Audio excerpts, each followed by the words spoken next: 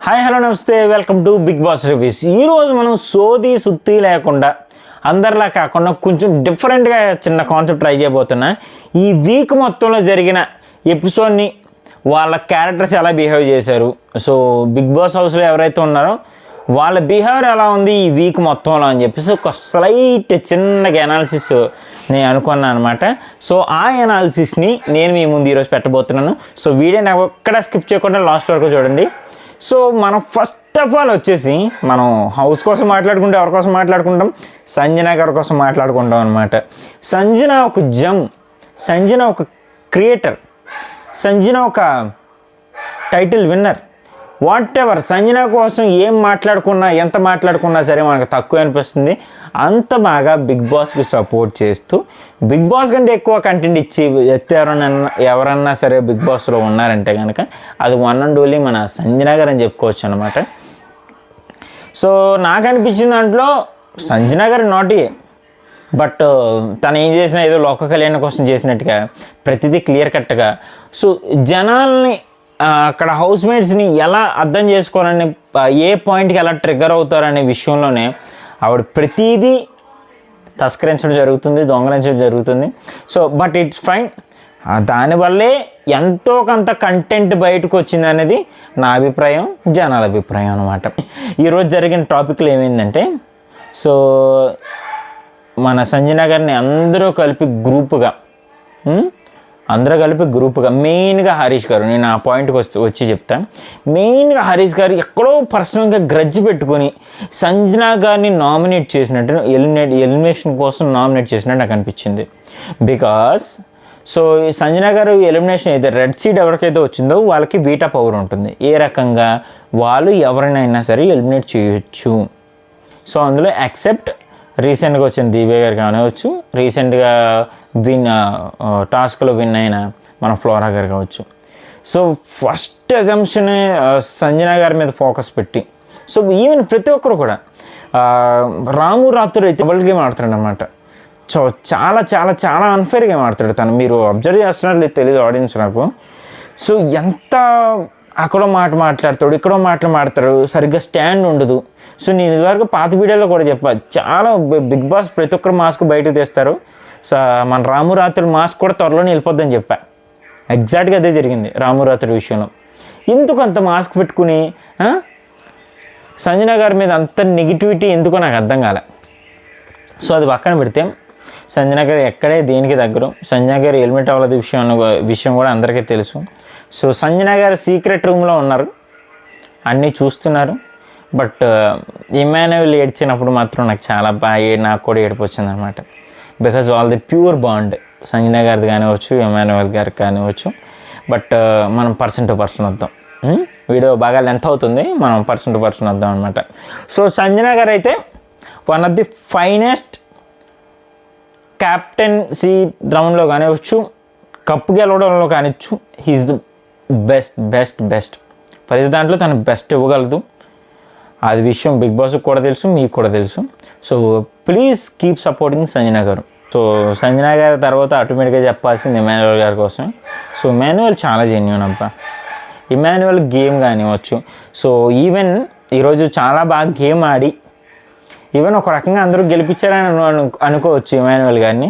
ఈరోజు కెప్టెన్సీ టాస్క్లో కెప్టెన్ కూడా అయిపోయాడు, థర్డ్ వీక్ కెప్టెన్. సో నాకు చాలా హ్యాపీ అనిపించింది. నాకు మిగతా వాళ్ళందరిలో కూడా ఇమాన్యుయల్ కెప్టెన్ అయితే నేను చాలా happy. Because he's completely genuine. తన కామెడీ ట్రాక్ కానివచ్చు, తను ఇప్పుడు లైక్ ఏదైనా సిచ్యువేషన్ ఎంటర్ అయినప్పుడు ఒక సర్టైన్గా ఒక పర్ఫెక్ట్గా రియాక్ట్ అవుతాడు తను. ఎక్కడ కామెడీ చేయాలి, ఎక్కడ కామెడీ చేయకూడదు, ఏ టైమింగ్లో వాళ్ళని నవ్వించాలనేది పర్ఫెక్ట్ క్లియర్గా ఉంది. సో టాప్ 5లో ఖచ్చితంగా మన ఇమాన్యుయల్ ఉంటాడు. బట్ ఆట తీరు కానివచ్చు, మాట తీరు కానివచ్చు, రెండు చాలా చాలా చాలా బాగున్నాయి. One of the finest contestant Emmanuel కూడా. నెక్స్ట్ పవన్ కళ్యాణ్ కోసం వద్దాం. ఆయన గేమ్ ఆడుతున్నాడా లేదంటే తడిమేస్తున్నాడా అర్థం కాలే. ఎందుకు వెళ్ళాడో కూడా అర్థం కాలే నాకు పవన్ కళ్యాణ్.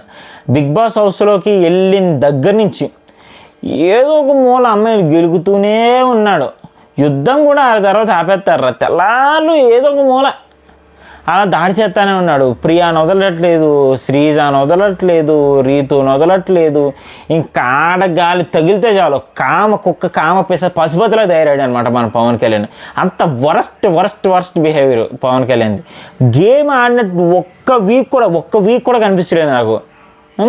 ఈసారి నామినేషన్లు ఉంటే కనుక ఈ వీక్ ఎలాగో పోవడం నాకు తెలిసి చాలామంది పోయేవాళ్ళు బయటకు ఉన్నారు కాబట్టి, సో నెక్స్ట్ వీక్ అయినా సరే కొంచెం మీరు పెద్ద మనసు చేసుకుని పవన్ కళ్యాణ్ బయటికి పంపేసేయండి. ఎందుకు అంత సొంగగా ఆర్చేసుకోవడం అమ్మాయిలు చూసి? ఆయన రియాలిటీ షోలో ఉన్నాడు అనుకుంటున్నాడా, లేదంటే ఏ విషయంలో అనుకుంటున్నాడు? ప్రతి ఒక్కరిని అదే కామకాలు వేసుకుని చూడటం. ఎక్కడ గేమ్ ఆడుతున్నాడు ఏం అర్థం కావట్లేదు అసలు. ఆయనకి ఏ గేమ్ ఆడుతున్నా ఆయనకే అర్థం కావట్లేదమ్మా. కసి కామం కామాం తురాణం నభయం నా లజ్జ అన్నట్టుగా అలా బిహేవ్ చేస్తూ ఉన్నాడు. పోతాడు, త్వరగానే పోతాడు.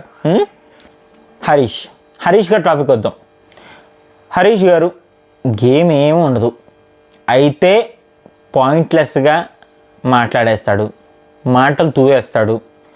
ఇంటెన్షన్ కరెక్టే, డెలివరీ తప్ప అనమాట. మాటల డెలివరీ చాలా రాంగ్గా రూడ్గా అనిపిస్తూ ఉంటుంది నాకు. ఈ వీక్ కొంచెం తగ్గినప్పటికీ పెర్ఫార్మెన్స్ మొత్తం అక్కడక్కడ కూడా చాలా అన్ఫేర్ అనిపించాడు. బికాస్ నాకు సంజన గారి విషయంలో మన హరీష్ గారు అయితే నాకు అస్సలు నచ్చలేదు. ఎంత బయాస్గా ఉన్నాడంటే, ఎంత ఈగో అంటే మీకు ఒక పర్ఫెక్ట్ ఎగ్జాంపుల్ చెప్తా. హౌస్ మొత్తం బాధపడింది సంజన గారు ఎలిమినేట్ అయినప్పుడు. కనీసం ఇంత కన్సర్న్ కూడా లేకుండా, కనీసం తోడు వెళ్లకుండా, కనీసం మాట్లాడలే. అంత శాడిస్టిక్, అంత ఈగోయిస్టిక్ మన హరీష్ గారు. ఆయన మనిషి అలా అనిపిస్తాడు కానీ క్యారెక్టర్ లేదనిపించింది నాకైతే. ఆడవాళ్ళకి గౌరవం ఏమాత్రం ఇవ్వడానో అనిపించింది నాకైతే. సో ఇస్తుందబ్బా, కనీసం సంజన గారు కంటెంట్ ఇస్తున్నారు, నువ్వేం చేస్తున్నావు హరీష్? నాకు అదే అర్థం కావట్లే. హరీష్ గారు ఏం కంటెంట్ ఇస్తున్నారు హౌస్కి?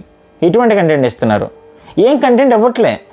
ఇప్పుడు హౌస్ మొత్తంలో ఏమన్నా జరుగుతుంది అంటే కనుక సంజన గారు ఇచ్చిన కంటెంట్ బేస్ చేసుకుని హోల్ ఎపిసోడ్ రన్ అవుతుంది. Without Sanjana there is nothing అనిపించింది నాకైతే. సో రేపు నుంచి అలా ఉంటుందో చూడాలి ఆ గేమ్ కూడా. హరీష్ గారు ఈ విషయంలో మాత్రం నాకు చాలా అన్ఫేర్గా అనిపించింది.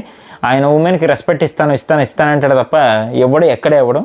సో మాటలు చెప్పేవాళ్ళు ఎప్పుడు చేతలు చేయరు అన్నట్టుగా ఆయన బిహేవ్ చేస్తూ ఉంటాడు. ఈ పద్ధతి మార్చుకుంటే బాగుంటుంది, లేదంటే పోతారు, మొత్తం పోతారు. రైట్, నెక్స్ట్ మనం రాము రాథోడ్ విషయానికి వద్దాం. రాము రాథోడ్ పొట్టోడే కానీ తలతెక్కలోడు. బికాజ్ నేను చెప్తా, ఆయన బయట ఎంత తోపు సెలబ్రిటీ అయినా కావచ్చుగాక, మల్టీగా డబల్ గేమ్స్ ఆడకూడదు. నీ దగ్గర ఓకే అంటాడు, ఎవడి దగ్గర ఓకే అంటాడు, అక్కడ అవునంటాడు, ఇక్కడ కాదంటాడు. ఒక స్టాండ్ ఉండదు, ఈజీగా దొరికిపోతాడనమాట. అసలు నాకు ఫస్ట్ నుంచి రాము రాథోడ్ మీద డౌట్. చాలా మంచిగా బిహేవ్ చేసేస్తున్నాడు, ఏదో ఒక రోజు దొరికేస్తాడని చెప్పేసి. చాలా విషయాల్లో దొరికేశాడు. సో రాము రాథోడ్ నామినేషన్ ఉంటే కనుక ప్లీజ్ ఎవరు సపోర్ట్ చేయొద్దు. నా ఒపీనియన్ ఇది, నేనైతే సపోర్ట్ చేయట్లేదు. మీరు చేసుకున్నట్టు మీరు చేసుకోండి, అందులో నా ఇబ్బంది ఏం లేదు. బట్ ఒక స్టాండ్ లేకుండా సింపతి గెయినింగ్తో ఆడుతున్నట్టయితే నాకు బాగా క్లియర్గా అర్థమైంది మన రాము రాథోడ్ విషయంలో మాత్రం. సో ఈ విషయం ఈ హోల్ వీక్లో జరిగిన దాంట్లో రాము రాథోడ్ కంటెంట్ కూడా ఏమీ ఉండదు అసలు. బిగ్ బాస్ పెట్టిన పాటలకు మాత్రమే బాగా డ్యాన్స్ చేస్తాడు. మీరు అబ్జర్వ్ చేశారు లేదు? హౌస్లో ఎవడన్నా ఏదైనా పని చెప్తే చక్కగా చేసి పడిచేస్తాడు, ఆయనకి సంబంధం లేకపోయినా సరే. ఇది నా పని కాదని చెప్పకపోగా ఏం చెప్పినా సరే తల ఒప్పుకుంటూ చేసి పడేస్తాడు అనమాట. అలా ఉంది. సో నెమ్మదిగా పోతారు. నెక్స్ట్ మన demon Pavan. So demon Pavan వచ్చేసి ఆట విషయంలో చాలా సటిల్గా ఆడుతున్నాడు, బాగానే ఆడుతున్నాడు. సో క్యాప్టెన్సీ టాస్క్లో కూడా తను ఏదైతే మిస్టేక్స్ చేశాడో తను రెక్టిఫై చేసుకుని మళ్ళీ క్యాప్టెన్ అవ్వడం నాకు చాలా బాగా అనిపించింది. సో ఈవెన్ సంజన గారి విషయంలో బయాస్గా ఉన్నప్పటికీ ఓకే తనకి అనిపించి ఉండొచ్చు, బట్ గేమ్ పరంగా పెద్ద ఎఫెక్టివ్నెస్ ఏమీ లేదు తన ద్వారా. యాజ్ ఎ కెప్టెన్గా తన లీడర్షిప్ క్వాలిటీస్ కూడా నాకు ఏమీ కనిపించట్లేదు.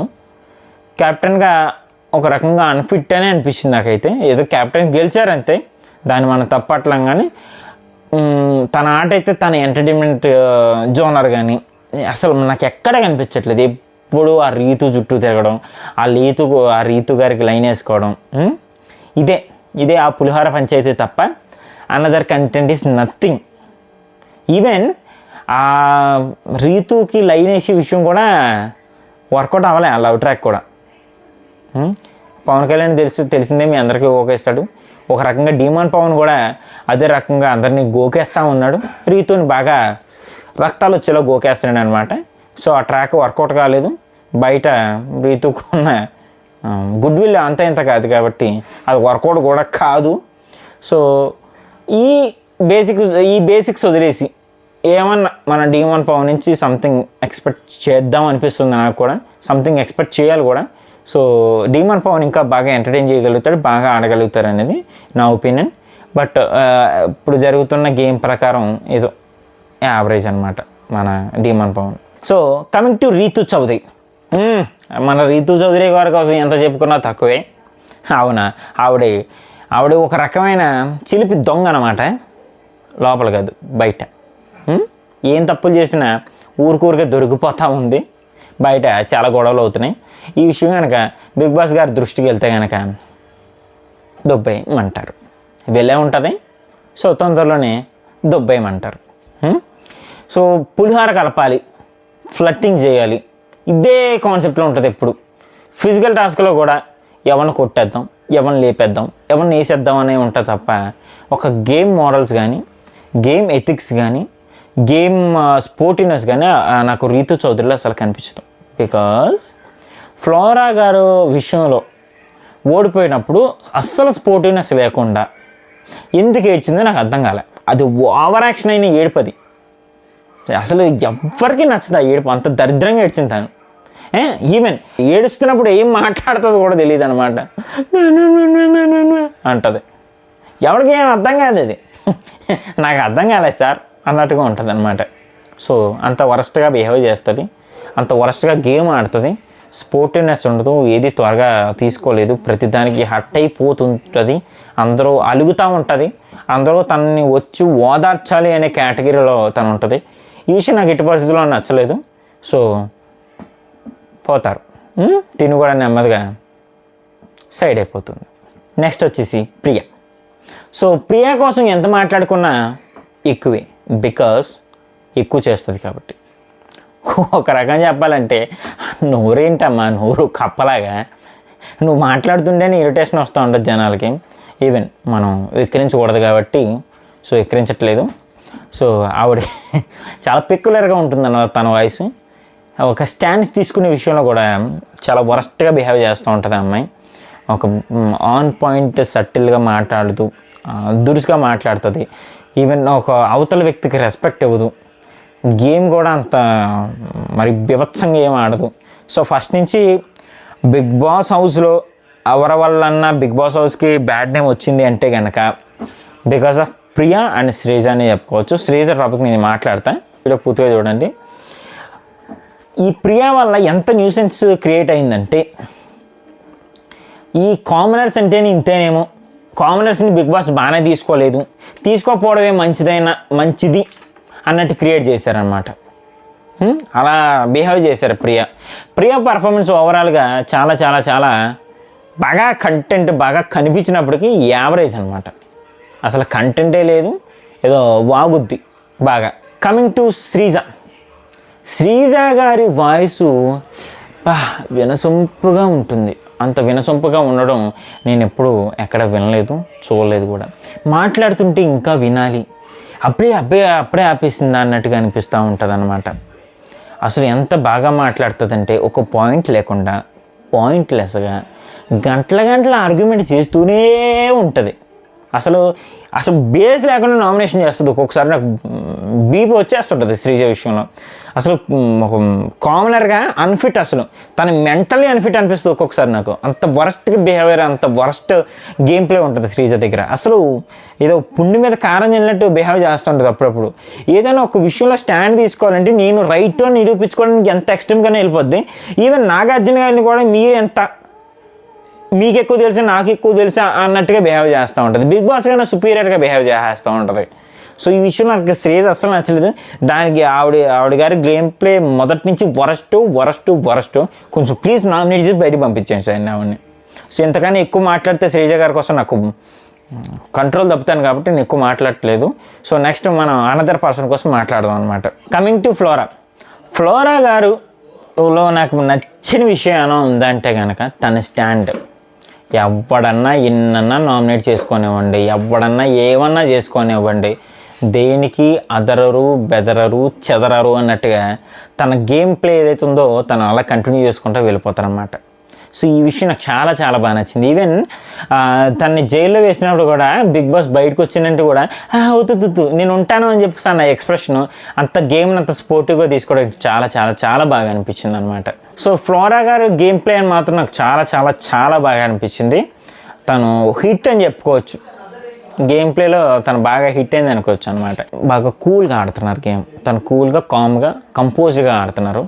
ఈవెన్ ఆ ఇమ్యూనిటీ తెచ్చుకున్న తన సేవ్ అయ్యే విధానం కానీ చాలా చాలా చాలా బాగా అనిపించింది ఈ వీక్ నాకు.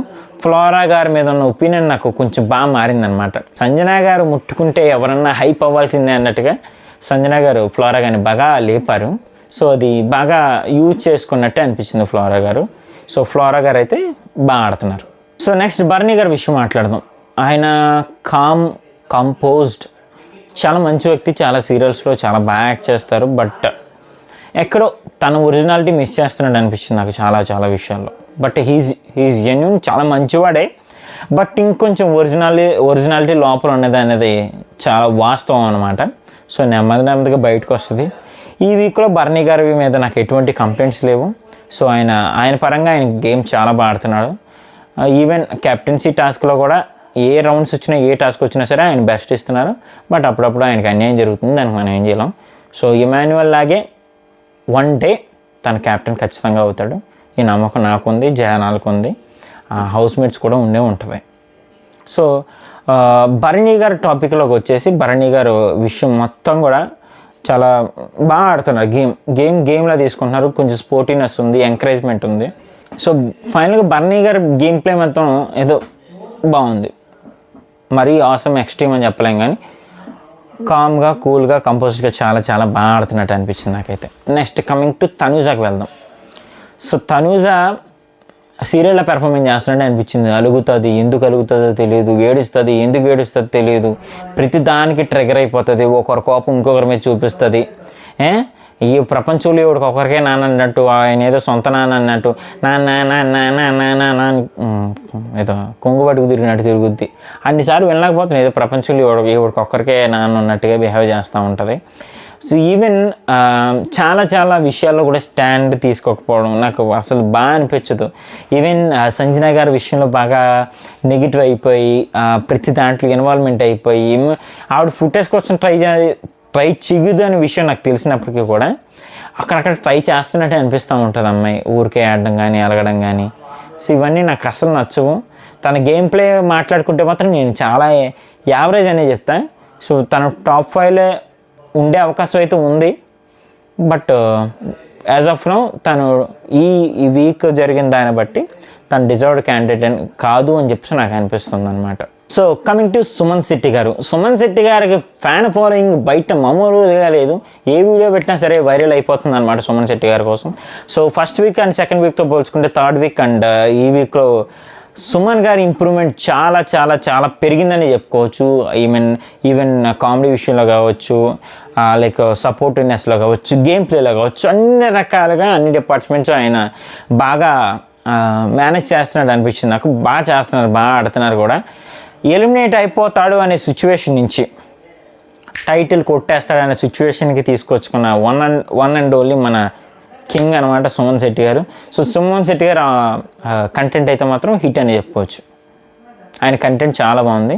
సో టాప్ 5లో ఉండే అవకాశం ఖచ్చితంగా ఉందన్నమాట ఆయనకి. నెక్స్ట్ మన దివ్య గారి కోసం మాట్లాడుకుందాం. రీసెంట్గా వైల్డ్ కార్డ్ ఎంట్రీలో కొంతమంది కామనర్స్ ఎవరైతే అక్కడ అంచుల దాకా వచ్చి ఓడిపోయారో అందులో దివ్య గారిని తీసుకోవడం నాకు చాలా బాగానే అనిపించింది. ఈవెన్ నాగా గారిని కూడా తీసుకుంటే బాగుండు. బికాస్ వీళ్ళిద్దరు కూడా చాలా కామన్ సెటిల్గా మాట్లాడతారు, చాలా మంచిగా మాట్లాడతారు. ఈవెన్ మనం ఆల్రెడీ హౌస్లోకి ఎంటర్ అయింది కాబట్టి దివ్య కోసం మనం మాట్లాడదాం. సో దివ్య ఏంటంటే కనుక చాలా క్లియర్గా చాలా క్లెవర్గా ఉంది తనైతే. సో ఆట పట్ల చాలా క్లియర్గా ఉంది. సంజన గారి విషయంలో ఇంకా క్లియర్గా ఉంది. సో ఏ విషయాన్ని ఎక్కడ ట్రిగర్ చేయాలి, ఏ విషయాన్ని ఎక్కడితో ఆఫ్ చేయాలన్న మినిమం కామన్ సెన్స్ తనకైతే ఉంది. సో ఆట చూడడం వల్ల అని మనం అనుకోవచ్చు అది, బట్ రాను ఆ ఒపీనియన్ కూడా మారే అవకాశం ఉంది. సో కామనర్స్ అందరిలో కూడా టాప్ 5లోకి వెళ్ళి వన్ ఆఫ్ ది కామనర్ ఎవరైనా ఉన్నారంటే అది దివ్య అని నేను చెప్తాను. సో ఈ మాట అందరూ గుర్తుపెట్టుకోండి. కామనర్లో టాప్ 5 కానీ టాప్ 6లో కానీ ఎవరైనా ఉంటారంటే కనుక ఖచ్చితంగా డామ్ షూర్ దివ్య గారు ఉంటారు. ఎందుకంటే అంత క్లియర్గా కంపోజ్డ్గా ఎవరో హట్ అవ్వకుండా, ఎవరో లైక్ అవతల వాళ్ళకి నామినేషన్ పాయింట్ ఇవ్వకుండా, ఈవెన్ ఇన్కేస్ ఫ్యూచర్లో నామినేషన్ వచ్చినా సరే ఎక్కడ దొరకకుండా ఇదే కంపోజ్డ్గా చాలా చాలా మంచిగా క్లియర్గా క్లెవర్గా మాట్లాడుతున్నాడు అనిపించింది. సో ఈవెన్ క్యాప్టెన్సీ టాస్క్లో తన పోటీదారులను తన ప్రత్యర్థిని ఎంచుకోవడం కానివచ్చు, ప్రతి దాంట్లో కూడా స్ట్రాటజికల్గా క్లెవర్గా బిహేవ్ చేస్తున్నాడు అనిపించింది. ఈవెన్ దివ్య గారి గేమ్ కూడా రాను ఇంప్రూవ్ అయ్యే అవకాశం ఇంకా ఎక్కువ ఉందని చెప్పేసి నాకు అనిపిస్తుంది. సో ఇది ఇవాళ రివ్యూ. సో మరిన్ని బిగ్ బాస్ రివ్యూ అప్డేట్స్ కోసం మా ఛానల్ ఇప్పుడే సబ్స్క్రైబ్ చేయండి. Please like, share and subscribe and keep supporting. By by.